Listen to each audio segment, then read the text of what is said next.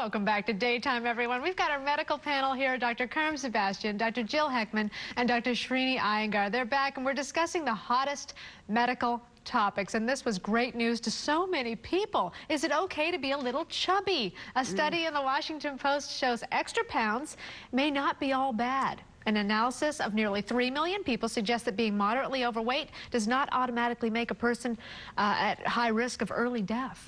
So is it okay to have a few extra pounds? Okay, well, you know, this is very controversial, and this study, which I did look at, is actually a meta-analysis or a review of the literature. So no individual cases were actually looked at. And that's really important because basically they're looking at all of this literature that they've been able to pull from. So there's always issues with data. But beyond that, they're looking at mortality, which is dying. They're not looking at morbidity, which means that you can live to be 100, but how healthy are you as you're living to be 100? There was no discrepancy whatsoever on obesity. Any BMI over 30 was coordinated or thought to be related to a higher chance of dying early. It was that span between 25 and 30 that was a question. Are you saying it's not okay to be heavy?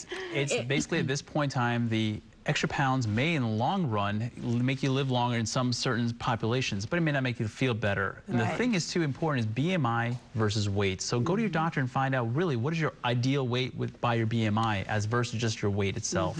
Remember with this study, if you're a little bit overweight, you have a higher risk of developing diabetes, hypertension, all of these things that get you to the doctor. So they might be living longer because they're getting treatment for the problems that the obesity is causing. All right, let's go on to number 2. Are mammograms and breast self-exams worth it? In 2009, of course, the U.S. Preventative Services Task Force said most women don't need mammograms until the age of 50. But a pair of studies released in April supported the idea that women in their 40s, especially minority women, should get annual mammograms. I'm going to take this one, being an OBGYN and a husband that's a breast cancer surgeon.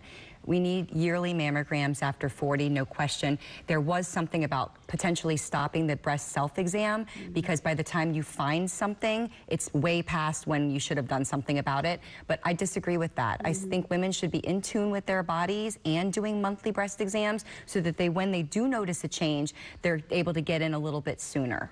What about the study that said for people who found something and then they went in, they were invasive, and they did more harm than good? It doesn't really do more harm than good. What it's doing is increasing cost and having more procedures performed.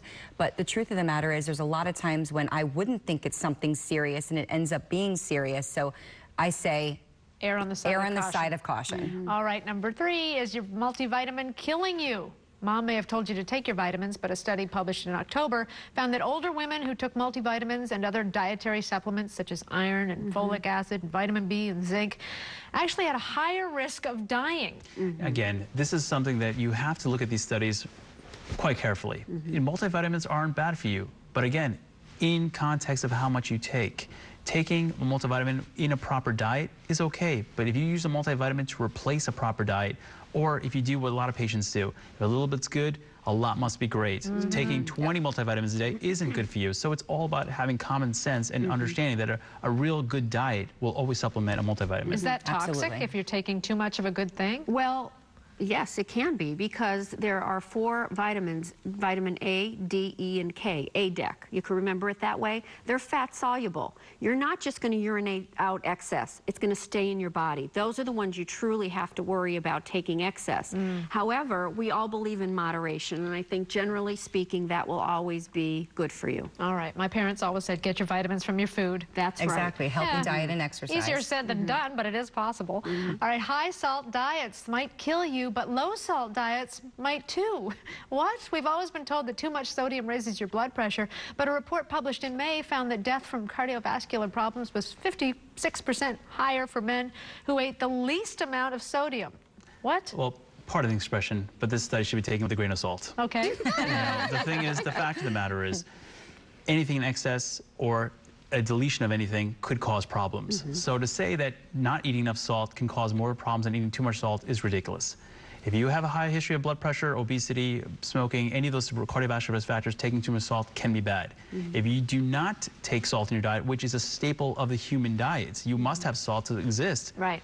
Cutting it out is going to be problematic as well. I have a personal question I'd like to ask all of you. I have absolutely terribly low blood pressure. And that, people laugh and say, oh, poor you. But it is an issue. When I get up, I feel like I'm going to fall down. Yeah, people who have that issues, usually we tell them to wear support stockings. Or goody. And individuals like yourself, if you've been ruled out for other causes, we will say take a little bit more salt in your diet. There is a way to do that, but it has to So bring on the chips? Well, not the fat. Fluid. I know, absolutely. And I have this problem myself. I'm usually 80/60. And I get dizzy a lot. I do. But you have to be very careful. Get up slowly and drink and get your fluids. Okay. Drink what? Keep Water. Okay. Keep from being dehydrated. Thank you, doctors. Every now and then a little alcohol. Okay. She said it was okay. Lindsay, over to you.